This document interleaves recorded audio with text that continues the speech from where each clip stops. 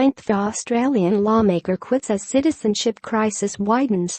Sydney, Reuters. A ninth Australian lawmaker quit Parliament on Wednesday after discovering she was a dual national, the latest casualty in a widening constitutional crisis that has already cost the government its majority. The resignation of Skye Kakoschke-Moore, one of 3 senators in the centre-right Nick Xenophon Team, over the surprise revelation that she was a British citizen by descent, does not affect the government's position in the upper house. "Their advice was extremely surprising to me," Kakoschke-Moore told reporters in Adelaide, after having learned from Britain's Home Office that her mother's birth in then-colonial Singapore in 1957 made her British by descent.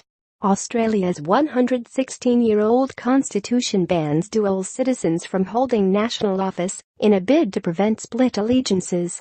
The crisis, which is likely to ripple even wider in coming weeks as lawmakers are required to prove their status, has already cut a swath through Australia's parliament.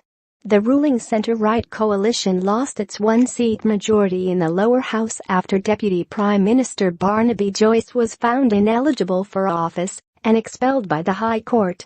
Another resignation has since weakened it further.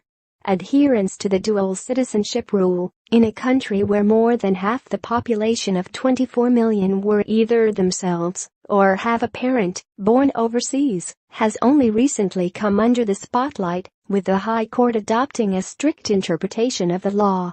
In response, Prime Minister Malcolm Turnbull ordered all lawmakers to prove they comply with the laws by December 5, and at least one lawmaker besides those who have quit has raised the possibility that she is ineligible. Senate votes from 2016 will be recounted to decide on a replacement for Kakoschke-Moore. By-elections set for December 2 and December 16 to replace Joyce and a lower house government lawmaker who resigned on discovering he was British are shaping as crucial for the government's survival. Joyce is expected to retain his seat, internal party polling published by the Australian newspaper showed, but former tennis champion John Alexander must contend with a high-profile rival and former New South Wales State Premier Christina Keneally. The government would be reduced to minority rule if Alexander lost, forcing it to depend on a handful of independent lawmakers to retain power and pass laws. Reporting by Tom Westbrook. Editing by Clarence Fernandez.